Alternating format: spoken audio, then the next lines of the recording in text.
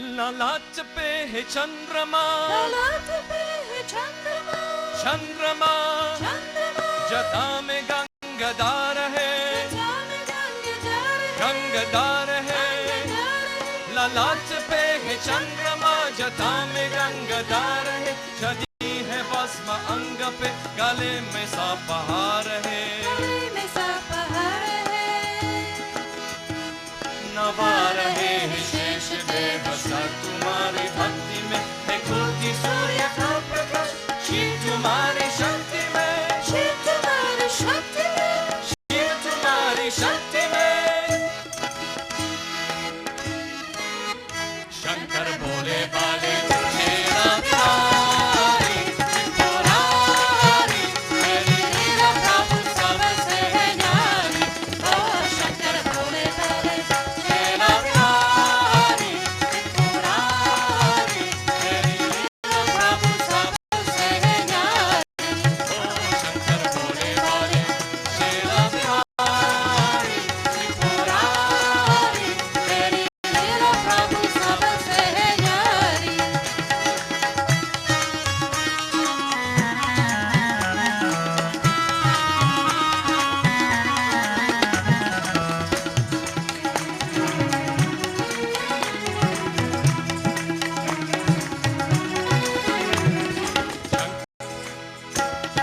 सब देवों में महादेव तू, तुझसा कोई न दूजा। ओ,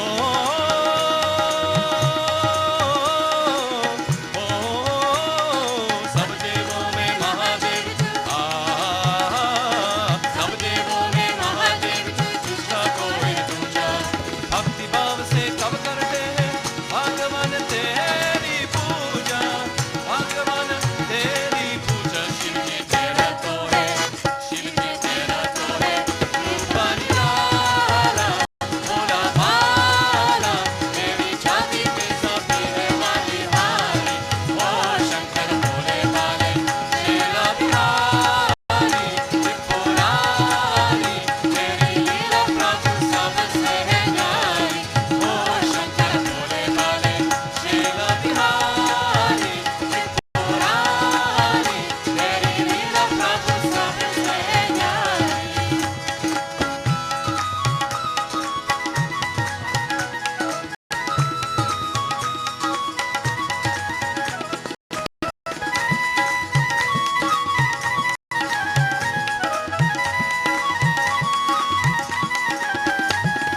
सागर मंच की सभी देवता अमृत पाना चाहे, तुम अभयंकर विश्व पीकर नीलकंठ गालाए, नीलकंठ गालाए। जो भी आए शंभो, जो भी आए शंभो, शरण तिहारी दुखहारी, उसकी दया तूने पारा उतारी। ओ शंकर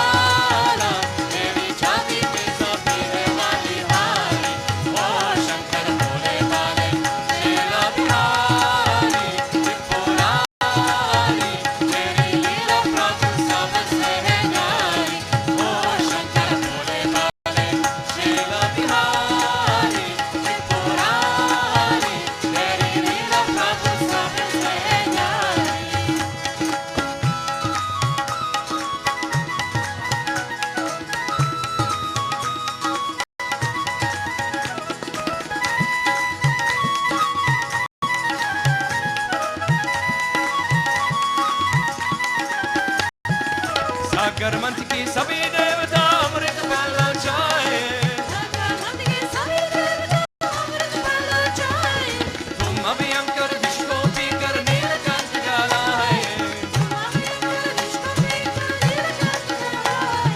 नीलकंठ गालाए जो भी आया शंभो शरण तिहारी दुखहारी उसकी नयन तूने पारा उतारी ओ शंकर भोले भाले शेरा बिहारी त्रिपुरारी तेरी लीला प्रभु सबसे न्यारी ओ शंकर भोले भाले शेरा बिहारी त्रिपुरारी तेरी लीला प्रभु सबसे न्यारी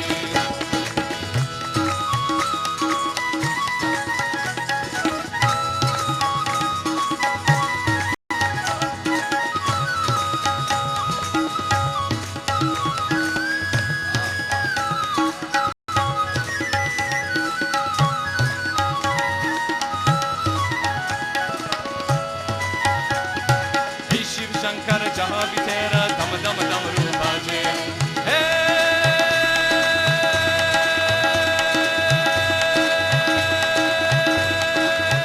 शिव शंकर हे प्रलयंकर हे शिव शंकर हे प्रलयंकर हे शिव शंकर जहाँ भी तेरा दम दम डमरू बाजे करके नाना रूप तेरे गण संग संग तेरे नाचे संग संग तेरे नाचे तेरा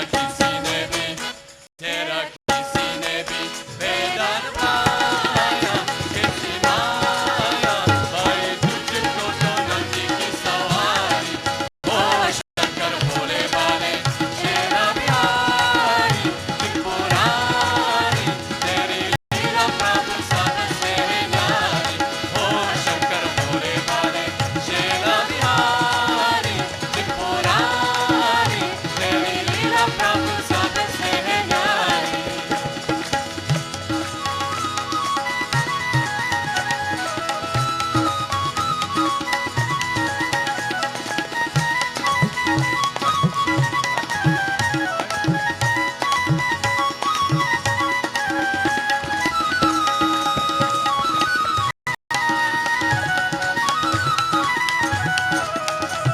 हे शिव शंकर जहाँ भी तेरा दम दम डमरू बाजे हे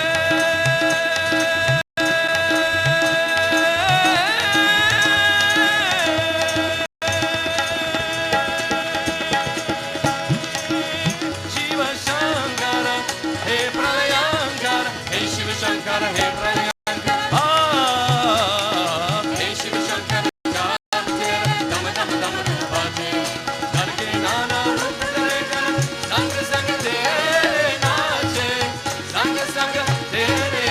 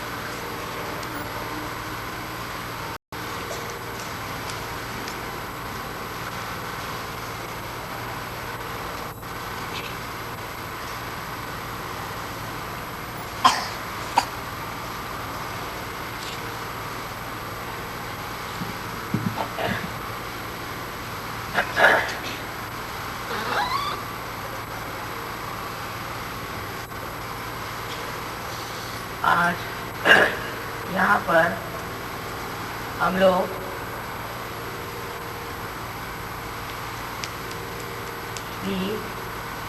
शिव जी की पूजा करने के लिए एकत्रित हुए हैं।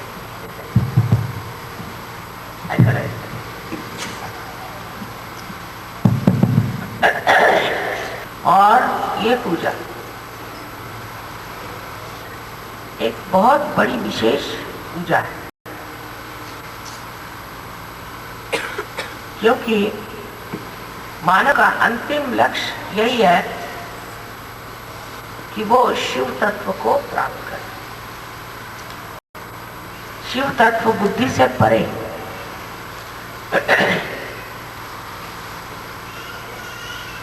उसको बुद्धि से नहीं जाना जा सकता। जब तक आप आत्म साक्षात्कारी नहीं होते, जब तक आपने अपने आत्मा को पहचाना नहीं, अपने को जाना नहीं, आप शिव तत्व को जान नहीं सकते। शिव जी के नाम पर बहुत ज्यादा आडंबर, अंधता और अंधश्रद्धा फैली हुई। किंतु जो मनुष्य आत्म साक्षात्कारी नहीं, वो शिव जी को समझ ही नहीं सकता,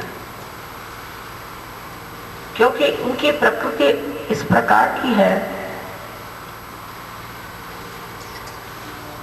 कि वो समझने के लिए सबसे पहले मनुष्य को उस स्थिति में पहुंचना चाहिए जहां पर सारे ही उदात्त, सारे ही महान तत्व अपने आप विराजित है।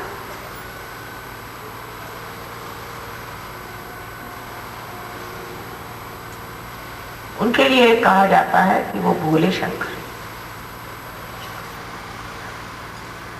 आजकल बुद्धिवादी बहुत से निकल आए हैं संसार में और अपनी बुद्धि की उड़ान से जो चाहे वो पटान दिखा कर, और फिर कहते कि ये शिवजी तो भोले हैं। किसी का भोला होना बुद्धिवादियों के हिसाब से तो एकदम ही बेकार चीज है। आजकल जितना आदमी चालाक और धूर्त होएगा, वही बड़ा यशस्वी हो जाता है। तो ये भोले शंकर, इनका भोलापन कैसे समझा जाए? आजकल के संसार में तो लोग सोचते हैं जो आदमी भोला होता है वो बिल्कुल नगण्य, बिल्कुल बेवकूफ। लेकिन शिव जी का भोलापन ऐसा है कि जहां वो सब कुछ है। एक समझ लीजिए जरूरत से ज्यादा कोई बड़ा ही श्रीमंत रईस आदमी हो जाए और उसको विरक्ति आ जाए और उसका लोग धन उठा के ले जाए, तो लोग कहेंगे अजीब भोला आदमी है, इसके लोग धन चुरा रहे और इस पर कोई असर ही नहीं।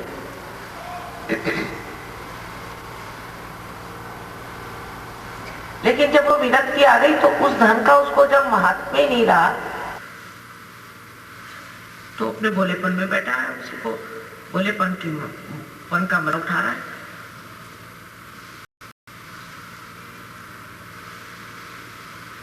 जब सब चीजें अपने आप हो ही रही है, सब जब कार्यान्वित ही है, तो शिव जी का उसमें कार्यभाग क्या रह जाता है कि वो भोलेपन से सब देखते रहे, कि वो साक्षी सुख होकर के शक्ति का कार्य देखते रहे। शक्ति ने सारी सृष्टि रचाई और शक्ति ने ही सारे देव देवताएं बनाए और उनके सारे कार्य बना दिए, उनकी नियुक्ति हो गई। और अब शिव जी को क्या काम? शिव जी को बस देखना मात्र, और उनके देखने में ही सब कुछ आ जाए। उनके भोलापन का जो असर है वो ये है कि जिस पे उनकी दृष्टि पड़ जाए वही तर जाए, जिसके तरफ उनका चित्त चला जाए वही तर जाए। कुछ उनको करने की जरूरत ही नहीं है, उनके लिए सब खेल। जैसे बच्चों के लिए खेल होता है, सिर्फ परमात्मा के लिए भी ये सारा एक खेल है। वो देख रहे हैं उस भोलेपन में एक चीज और निहित है। जो भोला आदमी होता है, सत्यवादी होता है, अच्छाई से रहता है, वो जब देखता है कि कोई बहुत ही दुष्ट उनसे मुठभेड़ ले रहा है, तब उसको बड़े जोर से क्रोध आता है। भोले आदमी का क्रोध बहुत जबरदस्त होता है। चालाक आदमी होगा तो वो क्रोध को इधर उधर घुमा देगा, उसको कुछ ऐसा बना देगा कि उसकी प्रखर जो कुछ किरणें हैं वो शांत हो जाए। लेकिन भोला आदमी जो होता है वो हंसते ही रहता है कि ये क्या मेरे ऊपर वार कर सकता है। ये शिव जी का जो गुण है वो हम सहयोगियों में आना जरूरी है।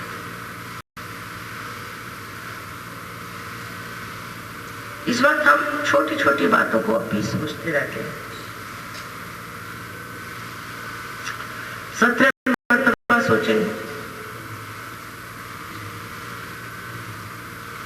इसके लिए क्या करना चाहिए, कहाँ के लिए क्या करना चाहिए, इसकी योजना कैसे करनी चाहिए, प्लान कैसे बनाने चाहिए, दुनिया भर की।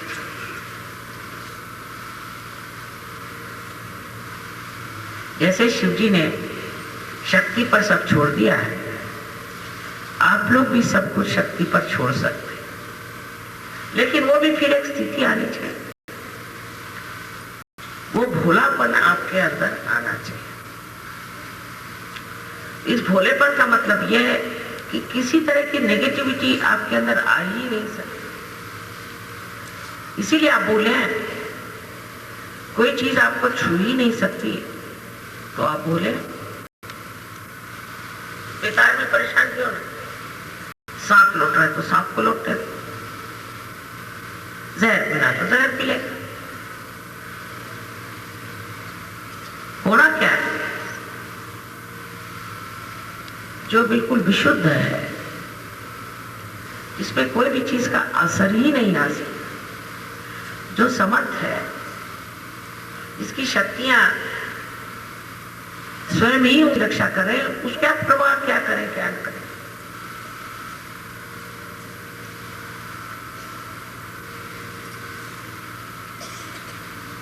ये शक्ति हमारे अंदर है, शिव तत्व से आती है। किंतु शिव तत्व को प्राप्त करने के लिए पहले आत्म साक्षात्कार होना चाहिए।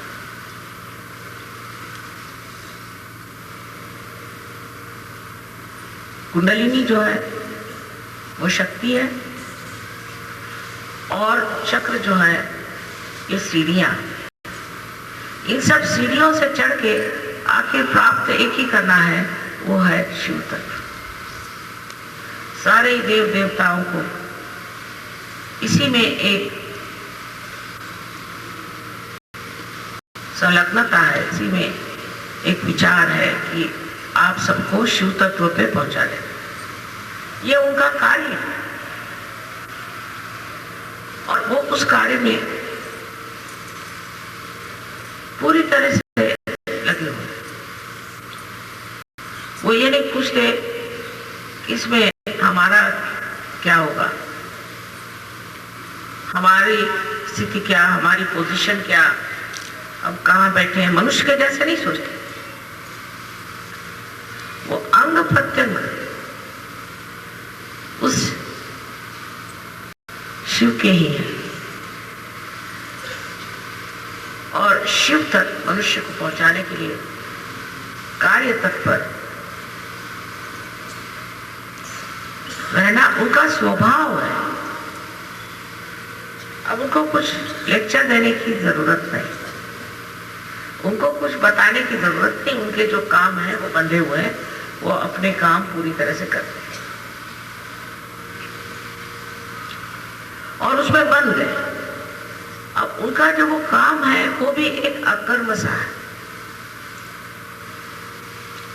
वो भी एक अकर्म है। वो सोचते नहीं कि हम कुछ काम कर रहे हैं। जैसे ये प्रकाश आप कोई बिजली से आ रहा है और उसमें जड़ होने के कारण कोई शक्ति नहीं कि वो सोचे, और क्योंकि ये सब देवता लोग ये विचारिता में बैठे हुए हैं, ये भी कुछ सोचते नहीं और जानते भी नहीं कि उनमें क्या शक्ति है। जैसे कि खाने की चीनी है, शुगर है, साकर, वो सब मिठास देती, और वो नहीं जानती कि उसके अंदर मिठास है। इसी प्रकार सहयोगी जब कार्यरत होते हैं तो वो ये नहीं जानते कि हमारे अंदर ये शक्ति है इसलिए हम कार्यरत हैं, बस हम हैं कार्य। जिस वक्त आप लोगों के दिमाग में ये बात आए कि हमने ये कार्य किया, हमने वो कार्य किया, हम लीडर हो गए, हम ये हो गए, तब सोचना चाहिए कि आप सहयोगी नहीं। सहयोग में मनुष्य अकर्म में आ जाता है, वो करते रहता है, दिखने को लगता है कि ये कर्म कर रहा है, पर उसको ज्ञात नहीं होता कि वो कुछ कर्म कर रहा है। उसका प्यार, उसको मालूम नहीं होता कि वो प्यार कर रहा है, पर लोग जानते हैं वो बहुत प्यार कर रहा है।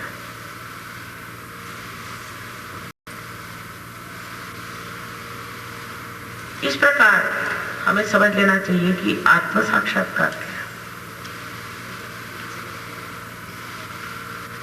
एक है आप स्वयं जो है सो, और आप अपने को शीशे में देख रहे हैं, वो आपका प्रतिबिंब है। आप है और आप शीशे में देख रहे हैं, वो एक प्रतिबिंब है, और उस प्रतिबिंब को देखने की जो क्रिया है, देखना मात्र जो है, एक तीसरी चीज है। इस पर आप 3 दायरे में घूम रहे हैं। एक तो आप देखने वाले, एक जो आपको दिखाई दे रहा है, और जो देखने के लिए। ये तीनों ही चीज खत्म हो सकती। कैसे? कि अगर आप ही शीशा बने, आप ही अपना आईना बन गए,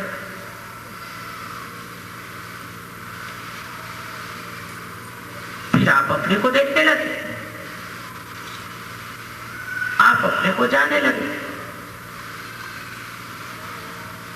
यही तुकाराम ने कहा कि जब आपने अपने को जान लिया, फिर और जानने की जरूरत ही क्या।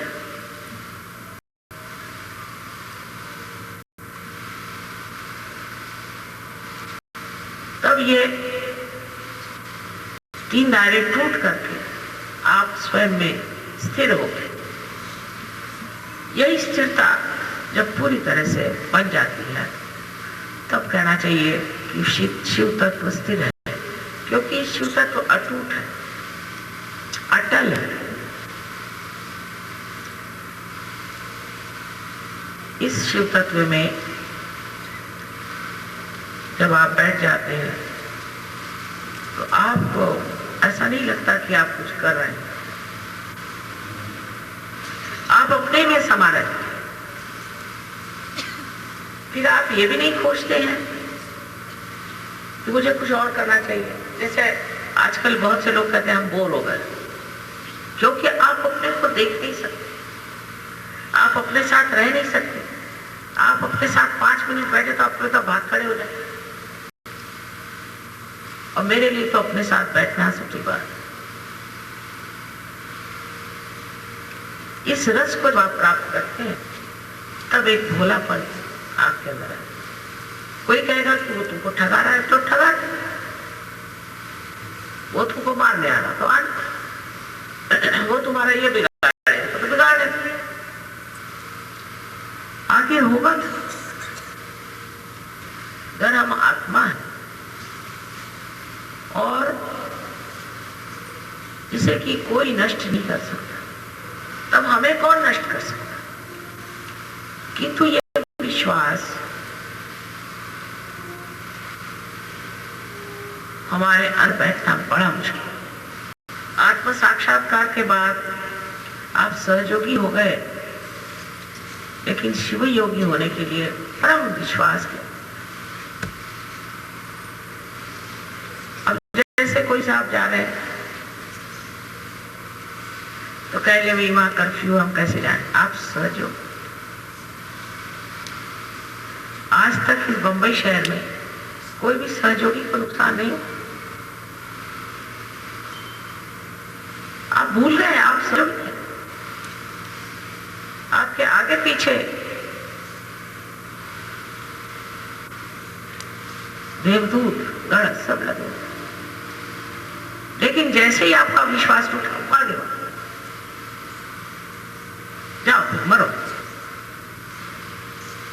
और जब विश्वास बना रहा तो आप चले जा रहे,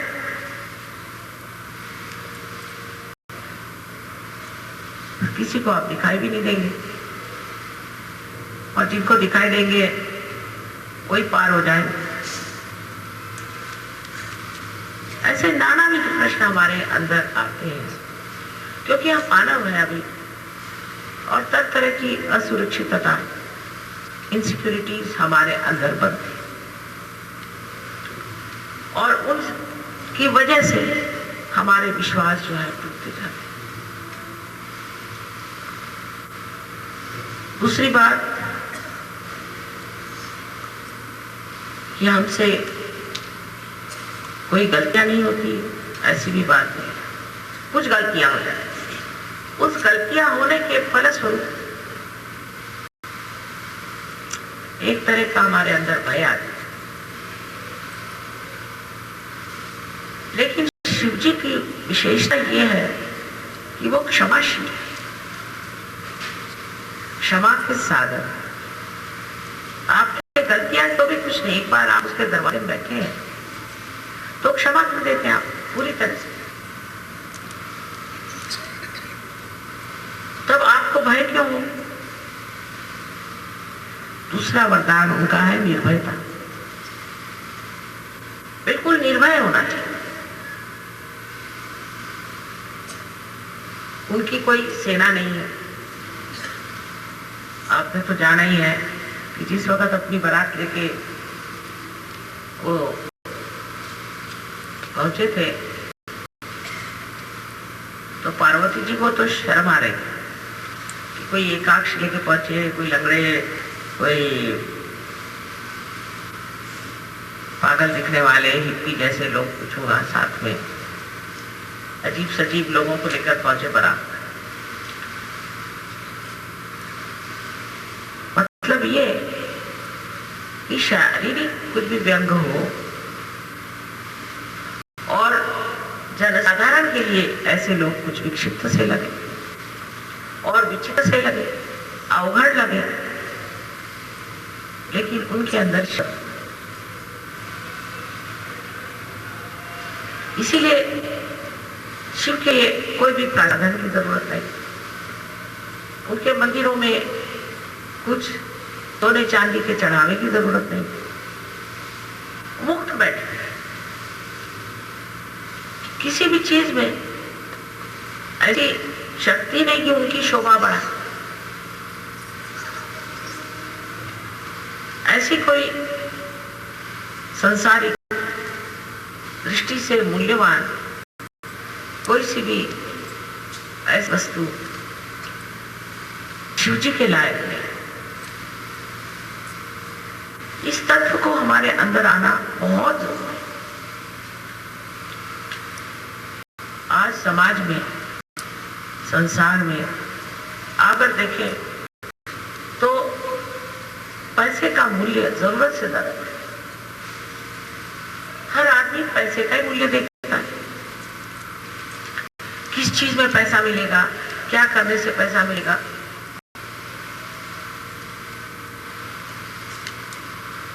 और पैसे के मूल्य पे सभी चीज वो बेचने को तैयार है।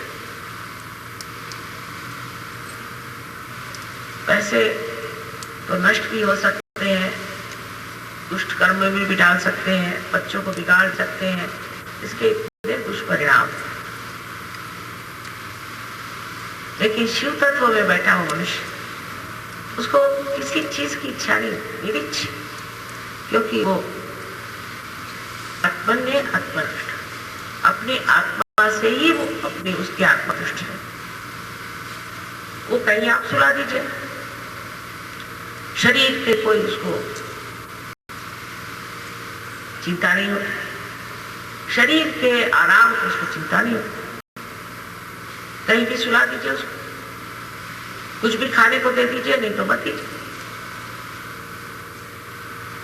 और फिर जब ये दशा आ जाती है तो वो सभी चीजों पर अधिकार करते। जैसे आपने ऐसे आदमी खाने को नहीं दिया, भूखा रखा, लेकिन वो एक नजर फिरा दे तो हजारों आदमियों को खाना दे सकते। उनको शरीर को कोई आराम नहीं है, सोने के लिए उनके लिए पहाड़ों को सुला दिया, लेकिन उनकी नजर दाता जिस पे पड़ जाए वो धनदान से पड़ जाए।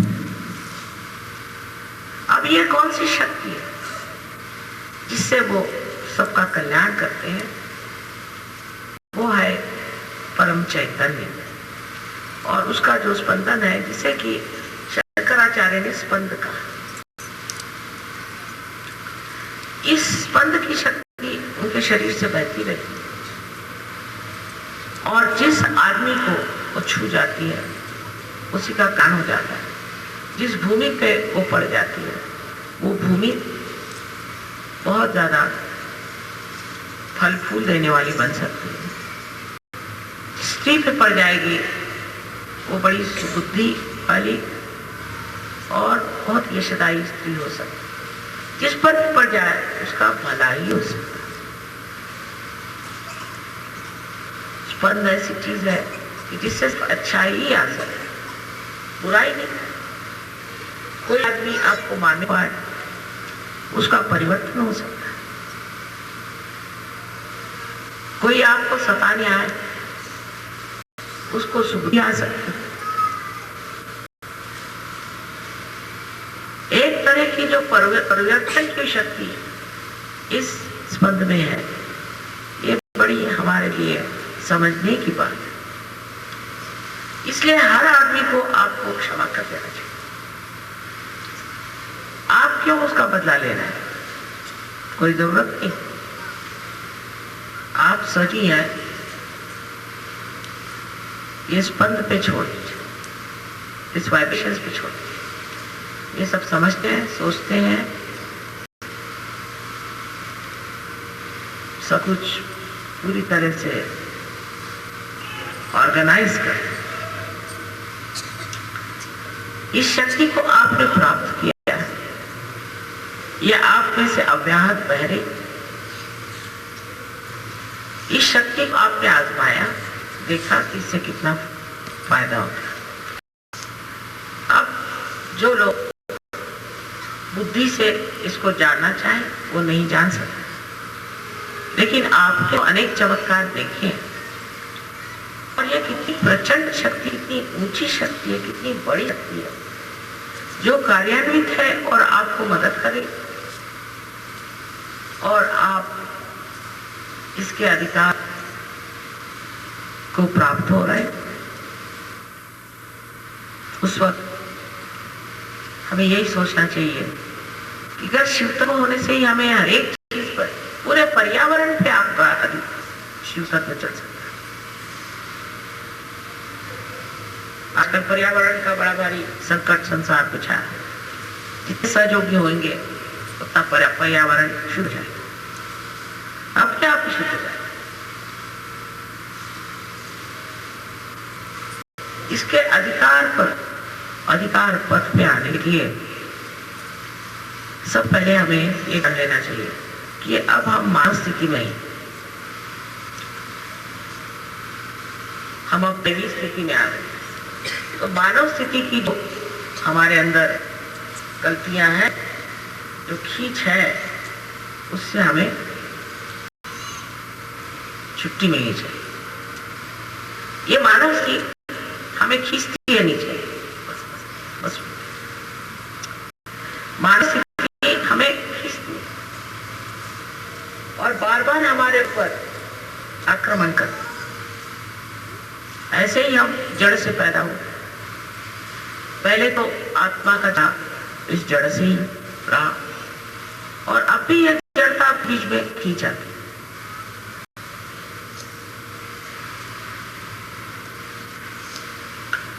अनेक तरह से। इसीलिए पहले जमाने में उन्होंने बनाया था कि उपवास करो, फिर जमीन पे सो, फिर संन्यास लो और परिवार छोड़ के भाग कर जाओ, हिमालय में रहो और मर जाओ क्योंकि किसी को कुछ खा नहीं था नहीं। पर सोचते थे लोग कि इस तरह के अनेक जन्मों में तपस्या करने से अंत में आत्म साक्षात्कार को प्राप्त। लेकिन आज का सहयोग ऐसा है जहां आप पहले अपने आत्म साक्षात्कार प्राप्त करें। मराठी में आदि कलश मरुपाया कि मंदिर का कलश बनाओ और फिर उसके फाउंडेशन को बनाए।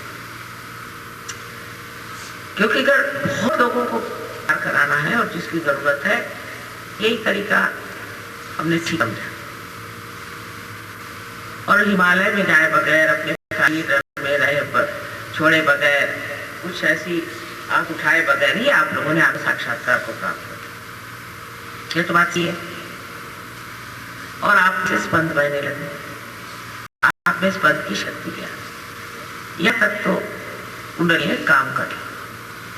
अब आगे आपको काम करना है और वो काम क्या है? पहले तो अपनी ओर देखना। जब आप शीशा हो गए तो अपने शीशे को, जो आप शीशा है तो आप अपने को देखिए। पहले अपनी ओर नजर करनी चाहिए कि मैं अभी एक सर्वसाधारण मानव के जैसे रह, शराब छूट गई, सिगरेट छूट गई, गालियां मुंह से निकलना बंद हो गया और स्वभाव भी बहुत शांत हो गया, चेहरे पे भी मासूमियत आ गई, भोलापन आ गया, सब छुआ। लेकिन अभी क्या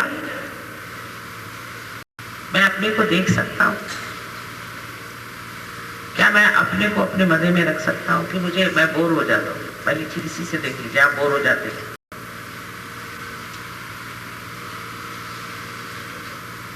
क्या मैं अपने में मदद पाता हूं? मैं अपने ही से आनंद प्राप्त कर सकता हूं?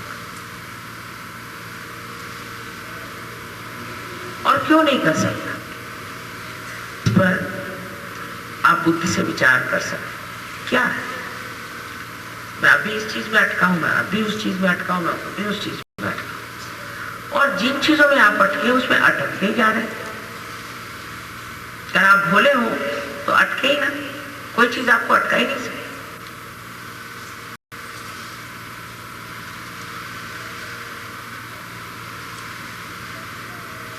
और जिन चीजों में आप अटक रहे थे वो आपको बांध लेगी और फिर से आप में वही मानवीय जीवन शुरू हो जाएगा। लेकिन अगर आप उन चीजों को देख लें,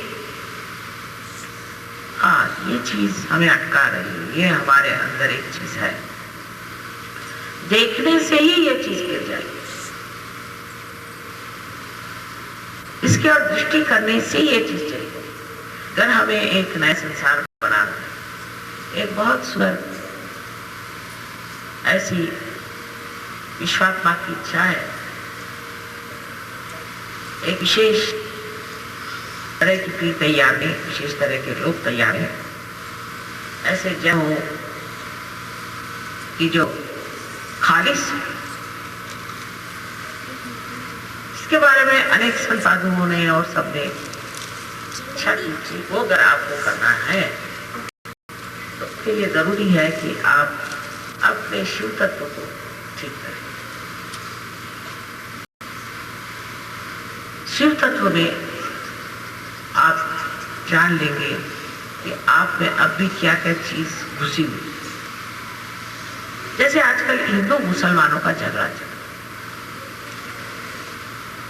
कोई हिंदू हो जाने से शिव तत्व नहीं पाता, न मुसलमान होने से नहीं पाता, न ईसाई होने से पाता है और नहीं कुछ होने से पाता है। ये सब बाह्य के आडंबर है।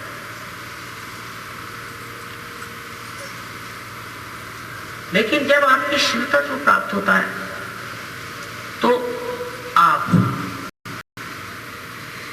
श्री राम को भी मानते हैं और आप मोहम्मद साहब को भी मानते हैं। मानते ही जैसे श्री राम की पूजा करते हैं, ऐसे ही आप मोहम्मद साहब की पूजा करते हैं।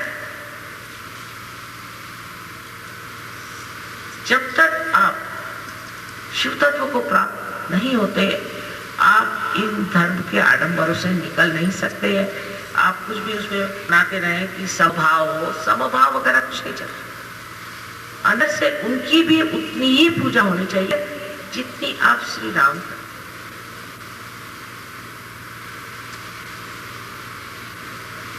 जो रहीम है वही शिव है और जो रहमान है और जो अकबर है वही विष्णु। तब फिर ये अंदर की जो भावनाएं हैं ये ऐसी विकसित हो जाएंगी कि आपके अंदर से धर्म का सुगंध बहेगा, न कि वैमनस्य। पर ये चीज घटित होने के लिए मुझे तो सहयोग के सिवाय कोई मार्ग दिखाई नहीं। जब तक सहयोग नहीं होगा तब तक लोग ऐसी पूजा करेंगे। क्या मुसलमान राम की पूजा करेंगे और क्या हिंदू मोहम्मद साहब की पूजा करेंगे? हम लोग तो करते हैं, मोहम्मद साहब की भी, अली की भी, फराबी की भी, बुद्ध की, महावीर की पूजा करें, क्योंकि ये सब पूजनीय है। हम कौन होते हैं किसी को बड़ा छोटा करने वाले? पर जब शिव तत्व के सागर में आप खुल जाते हैं तब आपको पता होता है कि ये सब शिव तत्व के ही अंग प्रत्यंग है और ये सब अपने ही है, हमारे ही अंदर है।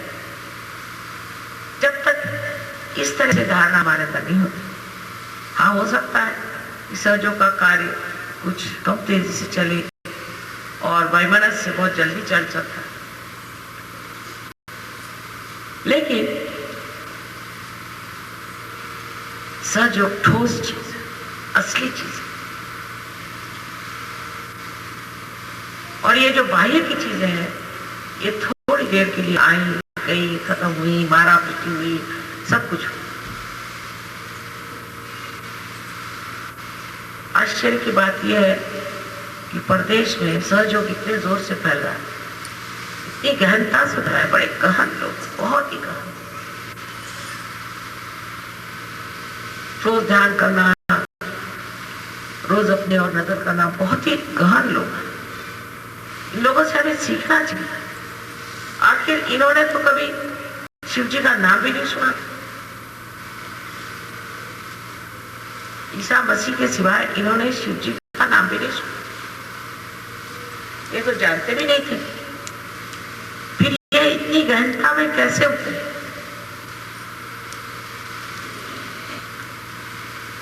हम लोग रोज ही सुनते रहते हैं, मंदिरों में जाके घंटियां बजाते हैं, मस्जिदों में जाके नमाज पढ़ते हैं, चर्च में जाके प्रेयर करते हैं, और सब ठन ठन गोपाल।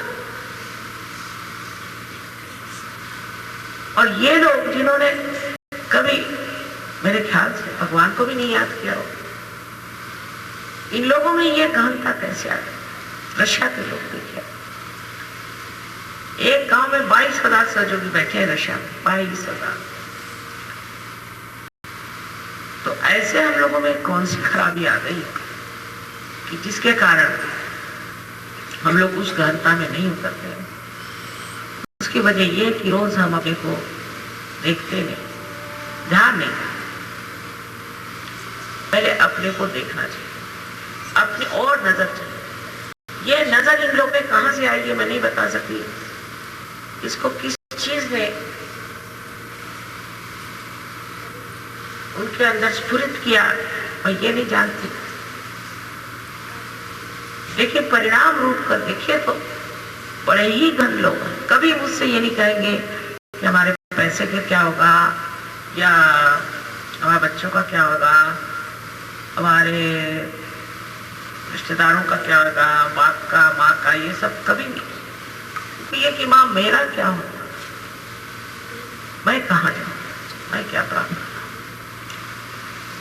और जैसे ही वो इस तत्व में आ गए, उनके सारे प्रश्न अपने आप ही हल हो गए, क्योंकि शिव तत्व में शक्ति ही है कि वो सारे प्रश्न हल कर दे। उनके प्रश्न अपने आप ही हल हो जाते। वो कहते कि हम प्रश्न करने से पहले ही प्रश्न हल हो जाते।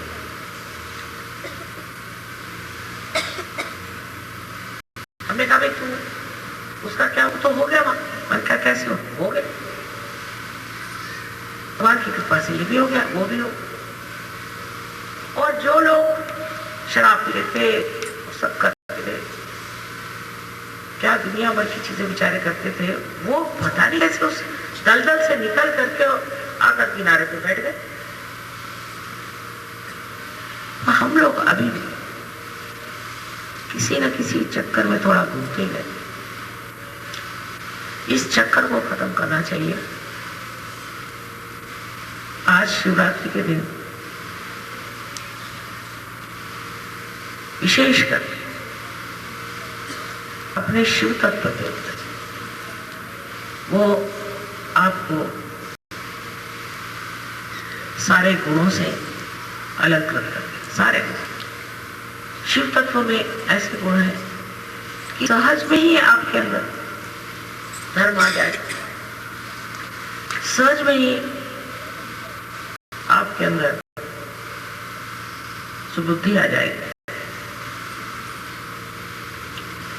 सहज में ही सारा ज्ञान आपके अंदर आ जाएगा,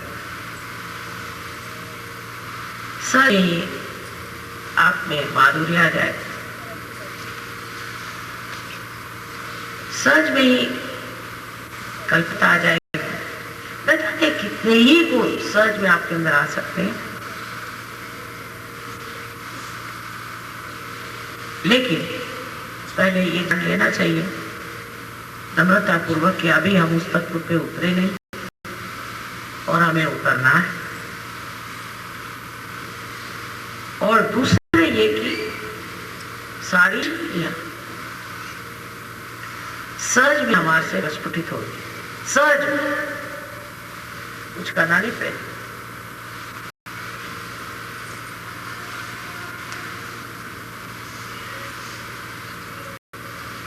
इस तरह से हमें अपनी ओर देखना चाहिए कि अब मेरे पति नहीं सहयोग करते, नहीं करने दो। मेरे बेटे नहीं सहयोग करते, नहीं करने, किसी पे जबरदस्ती छुपा नहीं सकते सहयोग की। ये तो आंतरिक चीज है, जिसको पाना है वही पा सकता है ना। तो नहीं करना तो मत करने दो। आप अपने को देखो अपने को जानना, अपने को देखना, यही आत्म साक्षात्कार है। फिर आपको देख करके लोग सहयोग में उठे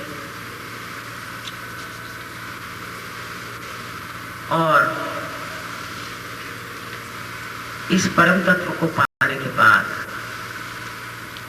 आप लोग कितने शक्तिशाली हो जाएंगे कि न जाने कितने लोगों को आप परिवर्तित कर दें, ये संसार बदल दें।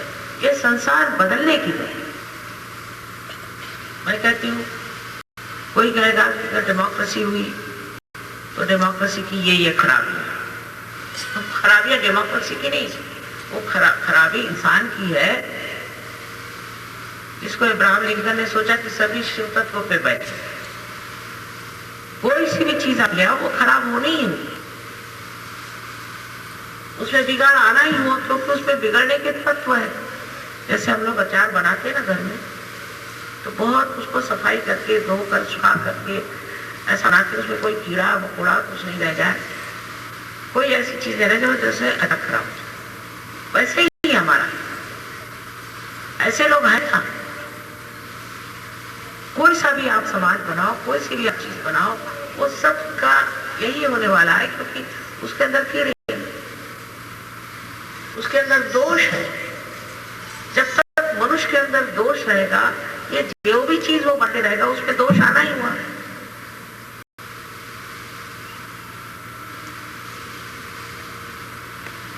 थोड़े दिन चलता है, जैसे गांधी जी ने युद्ध चलाया था, तो थोड़े दिन चला, और उनमें भी बड़े दोष, अजीब अजीब लोग, मैं तो जानती को भी, पर तो भी क्योंकि एक जोश था देश को स्वतंत्र करने का, ये करने का, वो करने का, चलो भाई लड़ पड़े।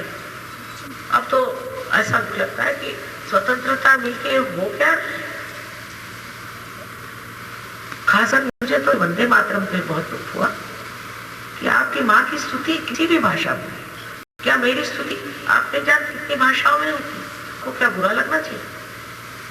ये वंदे मातरम बड़ा भारी मंत्र है, इसको लेकर के ये देश स्वतंत्र।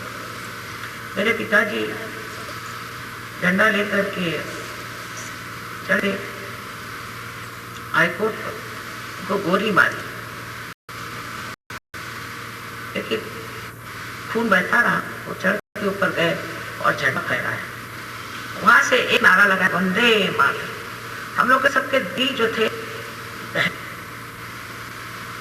तो इस तरह की चीजें इस देश में हो रही कि वंदे मातरम।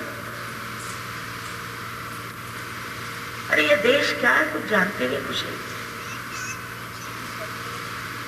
तो ये हो क्या रहा है? किसके लिए स्वतंत्र देश किया था? स्वतंत्र तो जानते नहीं, स्वतंत्र हो गए।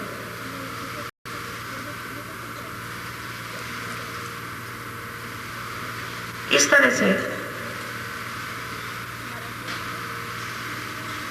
हमारे अंदर की जो गहन उदात्त भावना है, उन भावना को ही पालने वाले शिव है, जो हृदय में प्रेम है और जो सबके प्रति एक आत्मीयता है, वो देने वाले शिव हैं, जो हमें ऐसी शक्ति देते हैं कि हम अपने प्रेम को और अपनी आत्मीयता को एक बड़ी आह्लाददायी चीज समझे। एक तरह का आह्लाद, जैसे वंदे मातरम कहते ही जो एक आह्लाद हृदय में होता है, वो शिव तत्व से होता है। आज शिव जी की स्तुति गाते हुए वही आह्लाद आप लोगों में, आपकी माँ की स्तुति कोई गाता है तो वही आह्लाद, ये शक्ति शिव हमें। इसीलिए आनंददायी उन्हें कहें। आनंद में बहुत सारे अंग हैं। आनंद में जो निरानंद है, उसमें सिर्फ आनंद, उसमें बहुत सारी चीजें हैं। आत्मानंद है, और अनेक तरह के उसमें आनंद, आह्लाद। लेकिन आह्लाद जो है ये हमारे भावना से जुटा, भावनाओं से, भावना में उभरता है। जो भावनाएं हमारे अंदर बंधी हुई है, जैसे कि एक फूल से उसका सुगंध मुखरित होता है, उसी प्रकार हमारे हृदय में जो भावनाएं हैं किसी चीज के प्रति अत्यंत अच्छी, उदार, प्रेममय, सुंदर ऐसी भावनाएं हैं, शुद्ध भावनाएं हैं, उस भावना का जो सुगंध है वही आह्लाद, जिससे हम उस आह्लाद में आनंद में, और फिर किसी चीज की जरूरत नहीं। इसको उभारने वाले, इसको जतन से रखने वाले और उचित समय पर इसका अनुभव देने वाले ये चिड़ी ही है, क्योंकि यह स्पंद के माध्यम से हमें दे। अभी भी किसी भी बड़े संत साधुओं का नाम लो, सारे बदन पे जैसे कांटे खड़े हो जाते हैं, सिहर से आ जाते हैं, एकदम से ये वाइब्रेशंस जोरों में बहना शुरू हो जाए। किसी का भी नाम लो। अब ये इन बुद्धिवादियों को क्या समझाए, तो आगे भी है और जो कुछ बचा है वो घोड़े, इनके खोपड़े में कोई चीज घुसा नहीं सकती, घुसाने की कोशिश मत करो।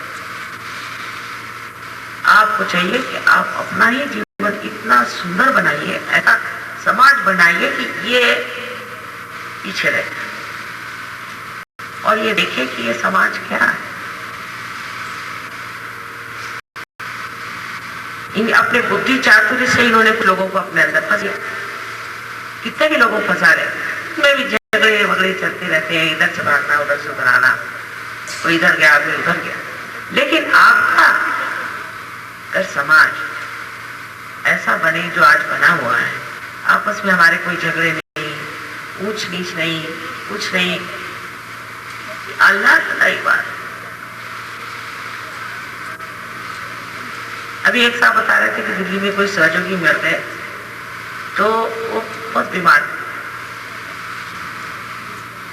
तो उनके प्रक्रिया में कोई नहीं आया, उनके रिश्तेदार नहीं आए, सब सहयोगियों ने अपनी तरफ से किया। एक चीज कहीं हो जाती है तो दुनिया भर से लोग उससे दौड़ने लग जाते हैं उसकी मदद के लिए। कोई ये नहीं सोचता कि ये मेरा रिश्तेदार है कि नहीं है। जिसे निर्वाज्य प्रेम है, इसलिए कि सहयोगी हम भी सहयोगी, बस हमारी एक माँ है, सब एक साथ, एक दूसरों को मदद करने के लिए, एक दूसरों को संभालने के लिए, संवारने के लिए। आपको जो उद्यत करते हैं, उधर आपको मोड़ते हैं, आपको खींचते हैं, वो शिव तत्व। चिंता ही लगी रहती, तो सहयोगी ठीक नहीं, चिंता लगी। ये जो चिंता है, इसमें कोई लेन देन की बात नहीं है, कुछ उसमें लाभ सोचा नहीं जाता, बस ये कि उसको तकलीफ है।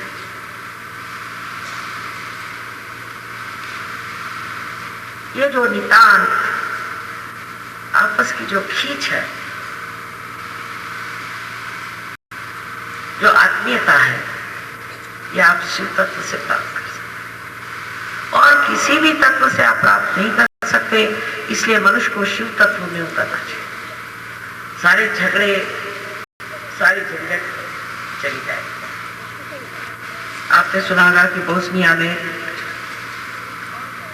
200,000 लोग भूखे मर रहे हैं, मुसलमान, क्योंकि मुसलमान।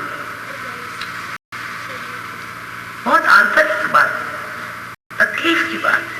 200,000 लोग बस खाने पीने को नहीं, वो बर्फ पिघला के वो पानी पी रहे हैं, और जब लोग मर जाते तो उन्हीं का गोश्त खा रहे हैं। इतनी दुर्दशा में लोग हैं और किसी को उनके प्रति आत्मीयता नहीं। कोई उनको समझता नहीं कि वो लोग मर रहे हैं। मुसलमान देशों में इतना पैसा है, कोई नहीं जाता उनको बचाने के लिए, किसी ने कुछ नहीं किया, मर रहे हैं बेचारे। ये सब खत्म हो जाएगा जिस दिन संसार में शिव तत्व प्रस्थापित होगा। ये सब ठीक हो जाएगा, फिर सब सहयोगी हो जाएंगे, सब विश्वधर्म में उतर जाएंगे, ये जगह सब खत्म हो जाएंगे। कहते हैं कि 8-9 साल में ही ये सब घटित होना है। देखिए कितने लोगों की समझ सहज तक पहुंचती है, इतनी समझदारी लोगों में है कहाँ। आप लोगों पे निर्भर है कि आपके शिव तत्व के प्रकाश से दुनिया प्रभावित हो जाए, और ये जो हमें आफतें दिखाई दे रही है, जो मनुष्य की ही मूर्खता से पैदा हुई है, वो पूरी तरह से नष्ट हो जाए। आज शिव जी को यही मानना है कि ये शिव तत्व हमारे अंदर स्थापित हो। यही एक प्रार्थना शिव जी से करनी है कि शिव तत्व को हमारे अंदर आ स्थापित। बहुत लोग पैसा कमा लेते हैं, बहुत लोग बड़ी बड़ी पोजीशन में चले जाते हैं, बड़े बड़े उनको किताब मिलते हैं, सब कुछ होता है, ये तो मिलते ही रहता है। लेकिन आज का जो आंदोलन है, आज की जो क्रांति है, वो क्रांति मनुष्य के परिवर्तन की और सारे संसार को ठीक करने वाली है। और उसके लिए कोई त्याग नहीं करने का कि मैंने ये त्याग दिया, मैंने वो त्याग दिया, अपने आप छूट गया। जब सब कुछ छूट गया तब फिर परेशानी किसकी। इस शिव तत्व में आप सब लोग उतरे, ऐसा ही हमारा आशीर्वाद।